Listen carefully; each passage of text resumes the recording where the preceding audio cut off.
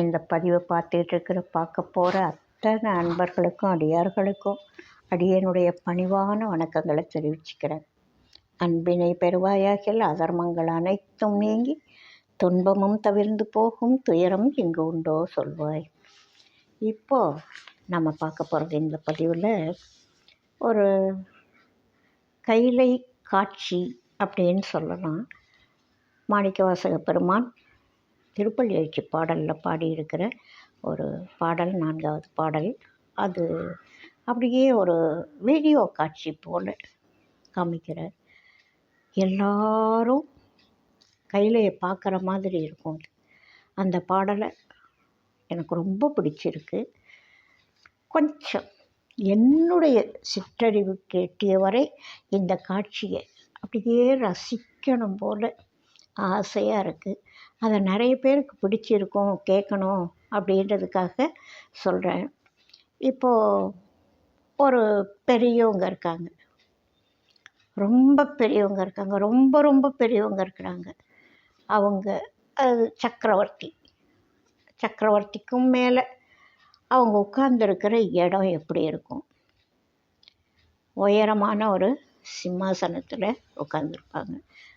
எதிரில் அரசவை காட்சியை பார்த்துருக்கோம், நம்ம நிறைய திரைப்படங்களில் பார்த்துருக்கோம். மன்னர் அரியணையில் உட்காந்துருப்பார், எதிரில் 2 பக்கமும் வரிசையாக மந்திரிகள், புலவர்கள், அப்படி அவங்க அரண்மனையில் இருக்கிற முக்கியஸ்தர்கள் அத்தனை பேரும் மன்னருக்கு எதிரில் உட்காந்துருப்பாங்க. ஒவ்வொருத்தரும் ஒரு பணி செய்கிறவங்களா இருக்கும். அவங்கவுங்க மன்னர்கிட்ட என்னென்ன பேசணுமோ பேசுவாங்க. அவங்களுக்கு என்ன பதில் தெரியணுமோ தெரிஞ்சுக்குவாங்க. வேலையெல்லாம் முடிஞ்சு எல்லாருடைய சந்தேகமும் தீர்ந்த பிறகு யாருக்கு என்ன பொருள் கொடுக்கணும், பொன் கொடுக்கணும், என்ன தேவை, எது சம்மந்தப்பட்ட தேவை எல்லாத்தையும் அவங்கவுங்க. இப்போ இன்றைக்கி நம்ம இத்தனை மந்திரிகள், இத்தனை துறைகள் இருக்குது இல்லையா?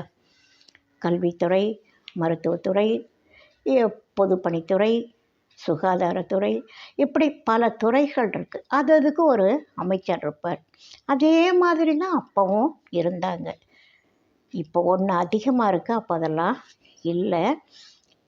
இப்போ லஞ்சத்துக்காக எதையும் செய்ய வேண்டியதை செய்கிறதுக்கும் லஞ்சம் கேட்பாங்க, செய்யாமல் இருக்கிறதுக்கும் லஞ்சம் கேட்பாங்க. அப்போ எல்லாம் செய்ய வேண்டியதை செய்வாங்க, நேர்மையாக செய்வாங்க. அவங்களுக்கு பரிசுகள் கொடுப்பார் மன்னர். அது அப்படிப்பட்ட காலம். அது அந்த மாதிரி ஒரு காட்சிப்படுத்துறது திரைப்படத்தில் ஒரு மன்னருடைய அரச சபை, அதை நம்ம காட்சியில் பார்த்துருக்கோம், படங்களில், திரைப்படங்களில். இந்த காட்சி கைலை காட்சி. சிவபெருமானும் உமையம்மையும் உட்கார்ந்துருக்காங்க அப்படின்னு நினச்சிக்கோங்க. அங்கே யாரெல்லாம் இருக்காங்க, என்னெல்லாம் செய்கிறாங்க அப்படின்னு இந்த பாடலில் சொல்கிறார் பாருங்க. இன்னிசை வீணையர் யாழினர் ஒரு பால், இடுகொடு தோத்திரம் இயம்பினர் ஒரு பால், துன்னிய பிணை மலர் கையினர் ஒரு பால், தொழுகையர் அழுகையர் துவள்கையர் ஒரு பால், சென்னியில் அஞ்சலி கூப்பினர் ஒரு பால், திருப்பெரும் தூரை உரை சிவபெருமானே, என்னையும் ஆண்டு கொண்டு இன்னருள் புரியும் எம்பெருமான் பள்ளி எழுந்தருளாயே. மாணிக்கவாசக பெருமானுக்கு திருப்பெருந்துறையில் திருக்காட்சி கொடுத்ததுனால அவர் திருப்பெருந்துறை அப்படின்னு சொல்கிறாரு. சிவபெருமானை கூப்பிட்டு சொல்கிறாரு. இப்போ அப்படியே அவர் சிவபெருமான் எங்கே இருக்காரோ அதுதானே கைலை காட்சி தானே அதுவும். இன்னிசை வீணையர் ஒரு பக்கம் இருக்காங்க.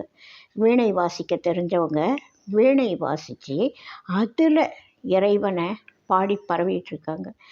அதில் எத்தனை பாடல்களை எத்தனை இசையோட எத்தனை ராகத்தில் பாட முடியுமோ அப்படி உருகி பாடிட்டுருக்காங்க, தன்னை மறந்து. ஒரு பக்கம் வீணை வாசிக்க தெரிஞ்சவங்க வீணையில் வீணை இசை வழியால் இறைவனை உருக்கிட்டு இருக்காங்க. யாழினர் ஒரு பால், யாழ் இசைக்கருவி, யாழ் என்ற இசைக்கருவி, அதை வாசிக்க தெரிஞ்சவங்க. வீணைக்கும் யாழுக்கும் கொஞ்சம் சில முக்கியமான வேறுபாடுகள் இருக்குது. வீணையிலேருந்து வர்றது அதோட இசை, ரெண்டும் இசை, ஆனால் சின்ன சின்ன வித்தியாசம் இருக்குது. வீணையினுடைய அமைப்புக்கும் வீணையினுடைய அந்த தந்தி கம்பிகளுக்கும் யாழினுடைய தந்தி கம்பிகளுக்கும் அதுக்கு தனி கற்றுக்கணும், இதுக்கு தனியாக அந்த வாசிக்க கற்றுக்கிறவங்க கற்றுக்குவாங்க. ஆனால் ரெண்டும் இசை தானே. அப்போது இசையால் வசமாக இதயம் எது? அதனால் வீணையை கற்றுக்கிட்டவங்க, இது ரெண்டுமே நம்ம நாட்டில் இசைக்கருவிகள், பழங்கால இசைக்கருவிகள். அதனால் வீணையை தெரிஞ்சவங்க வீணை வாசித்து சிவபெருமானை பாடி பரவிட்டுருக்காங்க அங்கே உட்காந்து. இந்த பக்கம் பார்த்தா யாழ் வாசிக்க தெரிஞ்சவங்க யாழ் இசை மீட்டி இறைவனை துதி பாடிக்கிட்டு இருக்காங்க ஒரு பக்கம். இன்னொரு பக்கத்தில் பார்த்திங்கன்னா தோத்திரம் பண்ணிகிட்ருக்காங்க. இருக்கொடு தோத்திரம் எம்பினர் ஒரு பால்.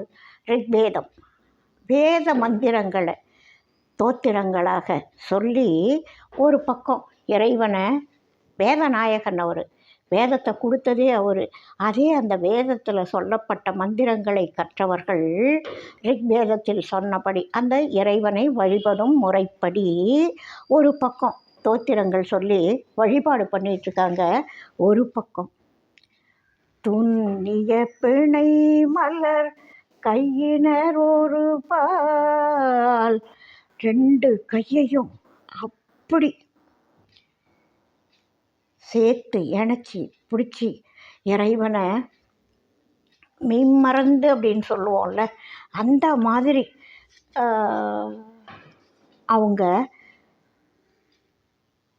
கையில் மலர் மாலைகள், அதாவது நெருக்கி அருமையாக புத்தம் புது மலர்களால் தொடுக்கப்பட்ட மாலைகளை கையில் வச்சுட்டு இறைவனுக்கு சாத்துறதுக்காக புத்தம் புது மலர், அந்த மலர் மாலைகளை கையில் வச்சுட்டு, மலர் மாலைகளை கையில் வச்சுட்டு அப்படியே இப்படி வந்து ஃபங்க்ஷனில் போடுற மாதிரி இல்லை, உருகி உருகி அது மாலைகளை அப்படி தொழுதுகிட்டே வர்றாங்க. நமக்கு இறைவன் கிட்டக்க போய் அதை அவருக்கு அணிவிக்கும்படியான பாக்கியம் எப்போ கிடைக்கும் அப்படின்னு தொழுகை பண்ணிக்கிட்டே வர்றாங்க கிட்டக்க அந்த மாலையை பிடிச்சிக்கிட்டு. ஒரு பக்கம் தொழுகையர், தொழுகை அதாவது தன்னை மறந்து இறைவனை சிந்தையில் வச்சு அப்படியே தொழுது மெய்மறந்து நிற்கிறவங்க தொழுகையர் ஒரு பால். இந்த தொழுகையில் அழுகை வந்துடும். அந்த தொழுது நிற்கிற போது இறைவனுடைய சிந்தனை உள்ளே போகிறப்போ நாம் இப்படியெல்லாம் நாம் உருகாமல் போயிட்டோமே, இந்த காட்சியெல்லாம் நமக்கு கிடைச்ச பாக்கியம் அப்படின்னு சொல்லி நம்ம அப்படி இருந்தோம் இப்படி இருந்தோம், அந்த தப்பு பண்ணோம் அந்த தப்பெல்லாம் பண்ண நம்மையும் இறைவன் இந்த வாய்ப்பை கொடுத்து நம்ம கரை சேர்க்கிறாரே, நம்முடைய பல பிறவிகளில் செய்த பாவங்கள் போகிறதுக்கு இறைவன் கருணை பண்ணாரே, இத்தை கொடுத்தாரே அதை கொடுத்தாரே, இத்தனை நமக்கு இத்தனை சுகபோகங்களை கொடுத்து நம்மளை இப்படி இந்த பிறவியிலிருந்து நம்மளை மீட்டெடுக்கிறாரே, இதையெல்லாம் அப்படியே உள்ளுக்குள்ளே நினைக்க நினைக்க அழுகையர் ஒரு பால். இந்த தொழுகை பண்ணி அழுது துவண்டு போகிறது. இப்போ அவங்களுக்கு சாப்பாட்டு மேலேயோ வேறு எது மேலேயோ சிந்தனை இல்லை, வெறும் இறைவனுடைய திருவடி சிந்தனை மட்டும் இருக்குது. அப்போது தன்னை மீறி உணர்ச்சி மேலிட்டால் துவள்கையர் ஒரு பால். ஒரு பக்கம் வீணை வாசிச்சிட்ருக்காங்க, ஒரு பக்கம் யாழ் வாசிச்சிட்ருக்காங்க, ரிக்வேதத்தில் வேதங்களை சொல்லி வேத மந்திரங்களை சொல்லி ஒரு பக்கம் சொல்லிகிட்ருக்காங்க. மாலையை கையில் எடுத்துக்கிட்டு பல வண்ண மலர்கள் புது மலர்கள் கொண்டு சிறந்த மலர்கள் கொண்டு தொடுக்கப்பட்ட மாலைகளை கையில் வச்சுருக்காங்க. சில பேர் தொழுதுகிட்டு இருக்காங்க, சில பேர் அழுதுகிட்டு இருக்காங்க, சில பேர் தொழுது அழுது துவண்டு அப்படியே தன்னை மறந்து ஏற்படுறது இதெல்லாம். அதாவது அடியார்கள் அப்படின்னா அவங்களுக்கு புற இலக்கணம் அக இலக்கணம்னு 10 சொல்கிறாங்க பெரியவங்க. எங்கள் வித்யாகுரு ரொம்ப அழகாக சொல்லுவார். அந்த புற இலக்கணம் அப்படின்னு சொல்கிறப்போ அவங்க திருநீர் அணிஞ்சிருப்பாங்க, ருத்ராட்சம் அணிஞ்சிருப்பாங்க, என்னென்ன நடவடிக்கைகள் இருக்கும். அப்படியெல்லாம் இருக்கக்கூடியவர்கள் இதை செய்கிறவங்க, அதை செய்யாதவங்க இதையெல்லாம் இப்போ நித்திய பூஜை பண்ணுறது, அந்த முறைப்படி வணங்கிறது, தினமும் திருக்கோவில்களுக்கு போகிறது, வலம் வர்றது, இப்படி இது எல்லாம் புற இலக்கணங்கள். மனசுக்குள்ளே அவங்க ஒழுக்க நெறியோடு வாழறது அக இலக்கணங்கள் அப்படின்னு சொல்லுவார் எங்கள் வித்யாகுரு. அது மாதிரி இந்த தொழுகை அழுகையெல்லாம் அக இலக்கணத்தில் வந்துடும். அவங்களுடைய உள்ளுக்குள்ளே ஏற்படுற உணர்வுகள் சம்மந்தப்பட்டது. அந்த மாதிரி ஒருத்தவங்க தொழுகை நடத்துகிறாங்க, தொழுது அழுகுறாங்க, அழுது துவண்டு விடுறாங்க ஒரு பக்கம். இன்னொரு பக்கம் சென்னியில் அஞ்சலி கூப்பினர் ஒரு பால். இந்த 2 கைகளையும் தலைக்கும் மேலே ஒரு அடி உயரத்தில் இறைவன் இங்கே நம்முடைய சிரசுலேருந்து ஒரு அடி உயரத்தில் இறைவன் கட்டாயமாக குடியிருக்கார். அவர் அசைவிக்கிறதுனால தான் நம்ம அசைஞ்சிக்கிட்டு இருக்கோம். அவர் தான் நம்மளை கவனிச்சிட்ருக்கார், ஆட்டு வச்சிட்ருக்கார், அங்கே இருக்கார். அங்கே சென்னியில் கை கூப்பி இறைவனை நினச்சி சென்னியில் அஞ்சலி கூப்பினர் ஒரு பால். ஃபுல் சரணாகதி சமயத்தில் மனசு அப்படி இருக்கரமும் கூப்பி தலை வணங்கும். சென்னியில் அஞ்சலி கூப்பினர் ஒரு பால். இவங்களை எல்லாரையும் அப்படியே கண்ணில் பாருங்களேன், எவ்வளவு அழகாக எவ்வளவு ரம்யமாக இருக்கும். அந்த இடத்துல நிற்கிறதுல அப்படியே பக்தி ரசம் வராதவங்களுக்கும் வந்துடும் இல்லையா? அவ்வளவு அருமையாக சொல்லிட்டு ஒரு வார்த்தை சொல்கிறாரு. திருப்பெருந்துறையுரை சிவபெருமானே, நீ இருக்கிற இடம் எப்படி இருக்குன்னா, ஒரு பக்கம் வீணை வாசிச்சுட்டு இருக்காங்க, ஒரு பக்கம் யாழ் வாசிக்கிறாங்க, ரிக்வேதத்தில் இருக்கிறத சொல்கிறாங்க, மலர் மாலைகளை தொடுத்து எடுத்துகிட்டு வந்திருக்காங்க, தொழுகை நடத்துகிறாங்க, அழுதுகிட்டு இருக்காங்க, அழுது துவண்டு போகிறாங்க, அஞ்சலி கூப்பி தலைக்கு மேலே கரங்களை குவிச்சு வணங்கிட்டு இருக்காங்க. இந்த காட்சிகள்லாம் இருக்கிற இந்த சூழ்நிலையை பார்க்குறப்போ, சிவபெருமானே, திருப்பெருந்துறையுரை சிவபெருமானே, என்னையும் ஆண்டு கொண்டு இன்னருள் புரியும் எம்பெருமானே அப்படின்னு சொல்கிறார். என்னையும், அவரை தன்னை எந்த அளவுக்கு குறைச்சிக்கிறார் பாருங்க. இவருக்காக சிவபெருமான் என்னென்ன வேஷத்தில் மதுரையில் அவ்வளோ திருவிளையாடல் பண்ணியிருக்காரு. நிறைய பரியாக்குறாரு, நரியாக்குறாரு, குதிரை வீரனா வர்றாரு, மதுரையோட மண்ணை சுமக்கிறார் தலையில் இவருக்காக, வந்திக்காக. அப்படியெல்லாம் அடி வாங்குறாரு பெரும்பால. இப்படி திருவிளையாடல் இவருக்காக இறைவன் பண்ணுறார். அப்பேற்பட்ட மாணிக்க வாசகரே என்னையும்னு சேர்த்து போட்டு சொல்கிறார் பாருங்க. என்னையும் ஆண்டு கொண்டு இன்னருள் புரியும் எம்பெருமான் பள்ளி எழுந்தருளாயே அப்படின்ற பாடலில் இருக்கிற உருக்கம் மிக மிக அருமையான ஒரு உருக்கம்.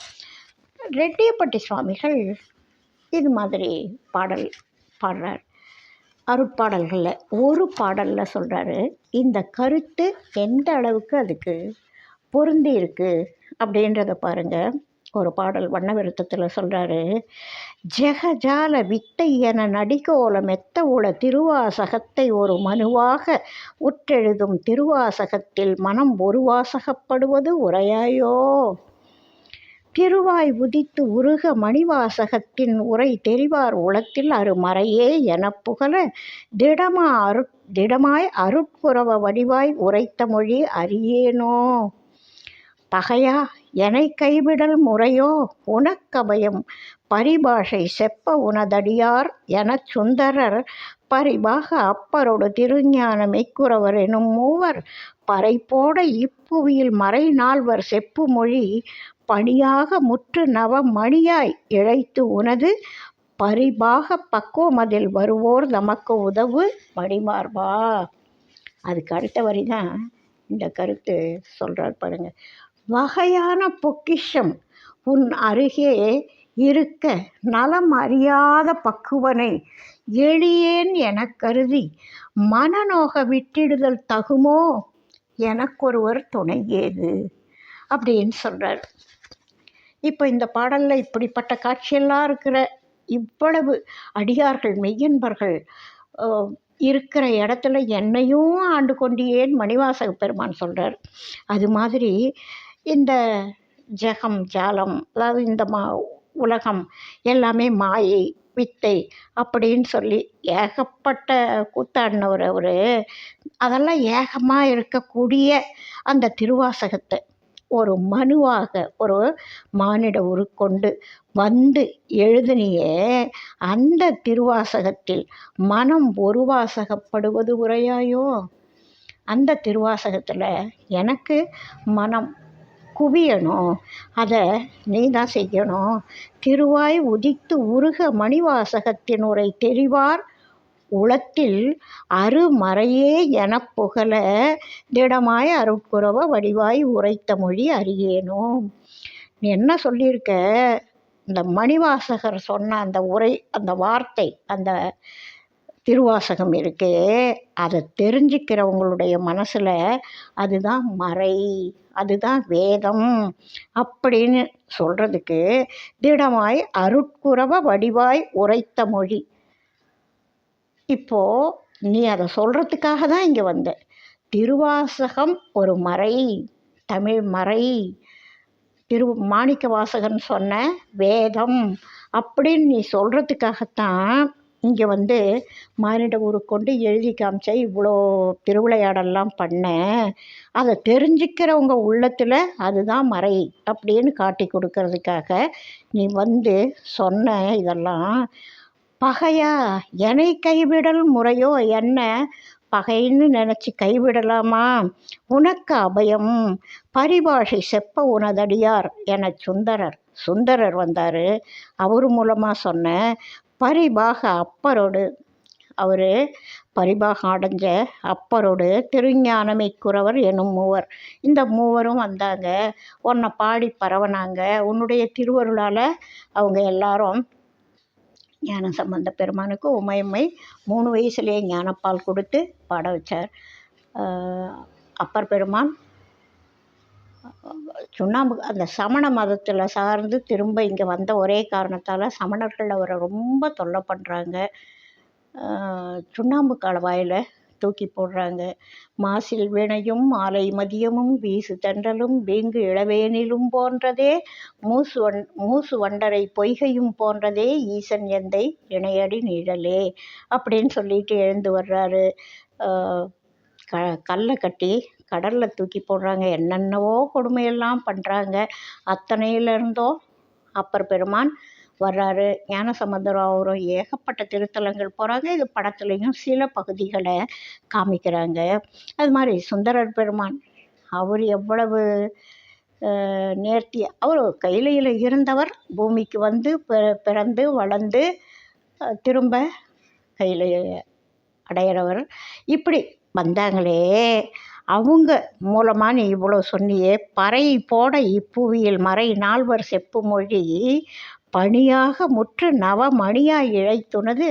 இந்த மறை சொன்னது, வேதம் சொன்னது, இந்த திருவாசகத்தில் சொல்லப்பட்டது, இவங்க மூவர்கள் வந்து பாடியது, இந்த 4 பேர் சொன்னதையும் நீ என்ன பண்ண, பறை போட இப்புவியில் மறை நால்வர் செப்பு மொழி ஒன்றை பற்றி இவங்க எல்லாரும் பறையறைஞ்சி தெரிவிக்கிற மாதிரி அவங்க பேசி சொன்ன நல்ல கருத்துக்களை பணியாக முற்று மணியாக இழைத்து உனது நீ என்ன பண்ண, இதை எல்லாத்தையும் நவமணிகள் போல இழைச்சி நீ வச்சிருக்க எதுக்காக தெரியுமா வச்சிருக்க?